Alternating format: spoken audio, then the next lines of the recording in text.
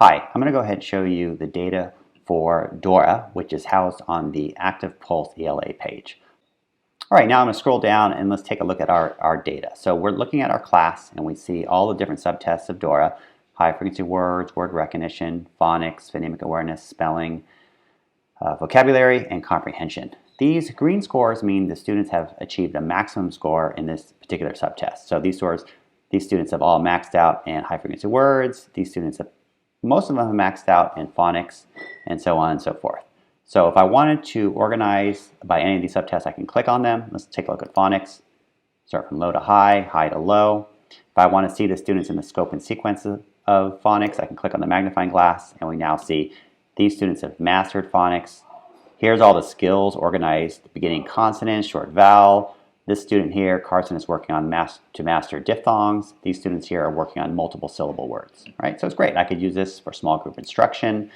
That same data also drives instruction in EDGE, which is our online supplemental instruction for specialized direct instruction. Now, also from this page, I can go ahead and take a look at some different individual reports. So let's say I want to look at this student over here. I could select a different type of report: summary, parent, standards reports, special ed reports to write an IEP. And again, we have a separate video that shows you how to write an IEP for DORA right here. Okay, but let's go ahead and take a look at one of these students. I will look at right here, Junko. We'll initially look at the teacher report. Now, looking at this report, we see it's broken up into really, really understandable language. How Junko reads words, talks about their ability within decoding. We see that decoding is very strong, or vocabulary is also strong as well. But in terms of putting it all together, the weakness is in reading comprehension, right? So strength in vocabulary, but struggles with reading comprehension. We also see a profile in the student. Within phonics, if this was an issue, although Junko is strong in phonics, we'd see specifically where they're at in scope and sequence, and we see which skills we need to work on next. Here are some recommendations as well. So this is a great report to give to a tutor, a teacher, a parent, somebody who wants to know, what do I do next? Why is this student struggling, or why are they doing well? How can I help them? Right? Lots of other reports as well. We have some reports up here for summary reports. This allows us to take a look at the entire class and say, hey, if I need to make some small groups for my class, here's the students who are in the C profile, which are they're good in decoding, good in vocabulary, but low in comprehension strategies.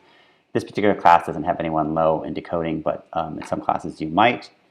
The G category students are the students who are good in decoding, good in comprehension strategies, but just low in vocabulary. This group tends to grow in upper elementary, middle school, and high school. You see a lot of students in the G category, right? If I click on any of the categories, I can actually see the specific students as well. We have a profile here too, right? So let's go back.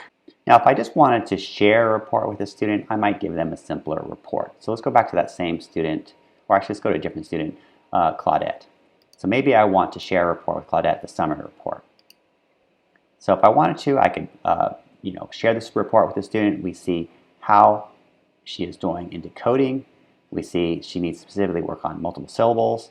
We see that she's low in spelling and reading comprehension. Again, this is a very understandable report for students or families, and this is actually very simplified. It's a one-page report. So this is a great one to share with families and students.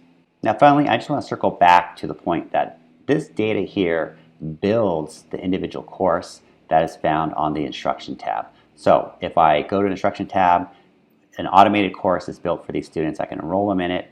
I could also do custom assignments. Like if I'm looking at these students, I realize, hey, I want to, let's go take a look at phonics. This one student, Carson, I could go ahead and check this student and assign a homework assignment. So maybe I can go ahead and look up a specific phonics lesson that's appropriate for this student. I could peruse our ELA Edge library. I could do a custom URL if I have a resource that I like using. And so it's very, very easy. And then the student would basically have an assignment that's in a separate area for them to log into. When they log in, it says assignments, and they can go ahead and do that, and you can monitor it. So that's a brief overview of the ELA Active Pulse tab. And I encourage you to watch some of the other videos we have in our library.